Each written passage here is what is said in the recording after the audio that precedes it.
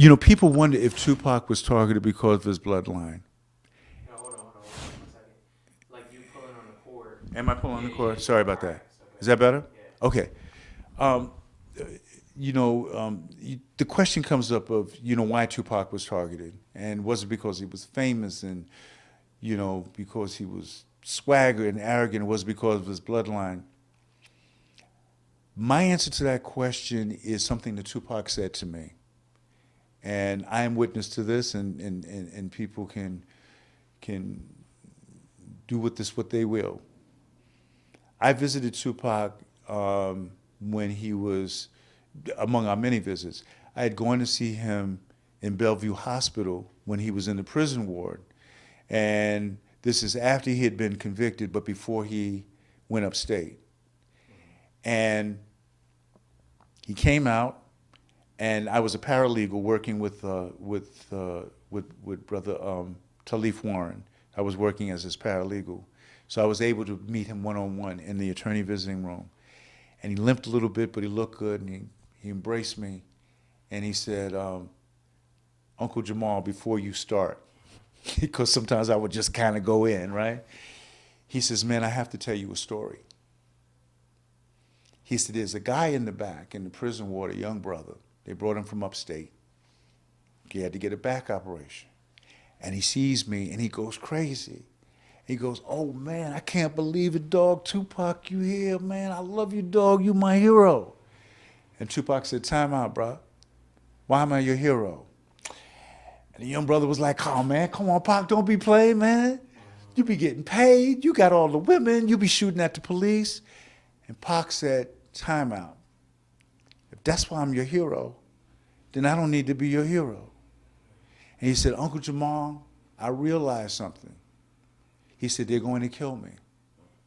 He said, they have to kill me because I'm a Shakur. My choice is, do I go out like Tony Montana for Scarface, or do I go out like Malcolm X? And I want to go out like Malcolm X. Now, of course, my response is what a Godfather's response would be. Pac, you're not going to die. Let's not think about that. Let's claim life. Let's do whatever. And Pac would listen politely. He says, I hear you, but nevertheless, here's what I want to do. And this is when he began to lay out his vision, of these community centers, of doing more film, because music is, they're just going to rob you. Film, you get to make a statement and keep the money. He also talked about the fact that he was going to stop getting high. He said, because I smoked a lot. When I wasn't smoking, I was drinking. When I wasn't drinking, I was going to smoke. And I said, Pac, how are you going to do what we're going to do with that? He says, one day at a time, sobriety,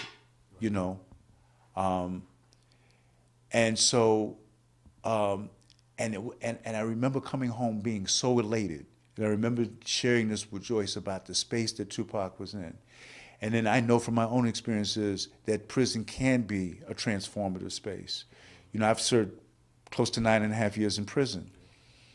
And in prison, I earned a GED, 2 college degrees, and graduated from KU, University of Kansas, with top honors, summa cum laude. That's where I became a poet. That's where I became a writer. I formed a theater company, and I knew I wanted to use arts and activism, and I was so elated about that. And then people may say, well, if that's the case, then what happened? Well, I wasn't the only person that Tupac shared this vision with. And there were other people that he went and shared this vision with and went, oh, okay, so getting high is a problem, right?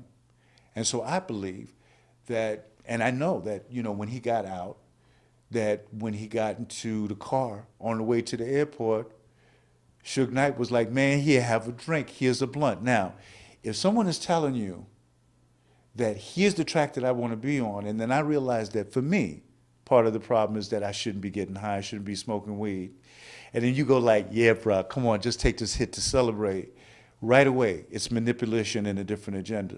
And so I think that there are people, Suge Knight and other people, that took those things and just go like, okay, we don't want him thinking clearly. We do want him to, to be moving. But I do want to say that even as things progress, Tupac was able to take a step back in his own life. And toward the end of his life, and that's when he did the One Nation Project. Mm-hmm. That's when he recorded a lot of songs. Now, did he record so many songs because he believed he was going to die? I actually believe he recorded those many songs because he believed he was going to live, because of the bond with his mother, because of his relationship with Kidada. I think he wanted to satisfy his contract and just go, I promise you this many albums, here you go. I'm going to build this company, I'm going to do that. So I do believe that that moment changed. But yes, I think he was targeted because he was a Shakur, and because they know connected with that name was not just the legacy, but the activism and the ability to organize millions. That he had millions of ears that was listening to him around the world. Whenever you do that, and then he began to go, see, the other thing too, for just a moment, the Code of Thug Life is a revolutionary document. And if you don't know about the code, please, have our, the people that are watching this or listening to this, go online and look at Tupac's Code of Thug Life. He began to broker the peace between these gangs and just begin to return to some values.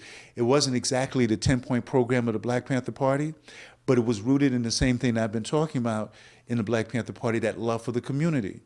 Let's stop shooting at each other. Let's not snitch on each other. Let's not deal drugs in the hood.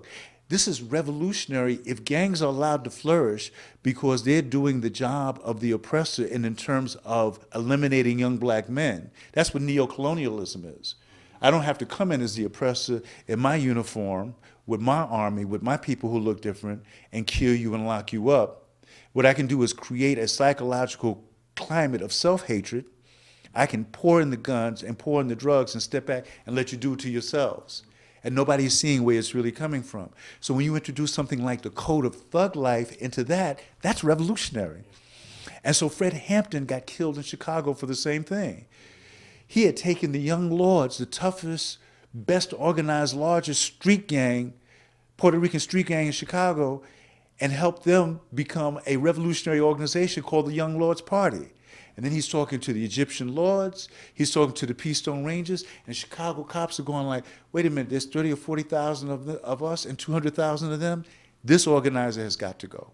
Can I say one more to that point? Sure, please. And when you look at the FBI's counterintelligence program, COINTELPRO, and I don't think you can talk even in celebratory moments, when we talk about the Black Panther Party, and when we talk about the Shakur family, who were targets of COINTELPRO. COINTELPRO stands for Counterintelligence Program. And it was organized by J. Edgar Hoover and the FBI. And it went beyond just gathering intelligence. It was counterintelligence where you're going in, infiltrating organizations, creating false evidence, framing people up, getting people arrested, killed, creating a situation where you don't have to get your hands dirty. What the FBI would do in those cases is start wars that led to, for example, the Chicago police murdering Fred Hampton. They gave them the intelligence, they gave them the will, they said you better do a preemptive strike, and he's your target. All that intelligence came from the FBI. But there was also intelligence that came from the FBI that caused a terrible split within the Black Panther Party. And it led to a war within the Black Panther Party. These brave women and men who are on the front lines against the cops in the middle of the night and on street corners and going without sleep so they could get up early to feed other people's kids, now are going at each other, and it was called East Coast, West Coast. Does that sound familiar? Too familiar. Too familiar. And so we talked about that even when Tupac was alive, what COINTELPRO was. And now more and more, as we reveal police documents, we see that some of these things were orchestrated and organized by the police. And if you keep tracing that DNA and those fingerprints, it will lead to the FBI and to other places. And so that underscores of, yes, I think he was targeted. And not only was he targeted because he was a Shakur, he was targeted by that same counterintelligence COINTELPRO kind of program.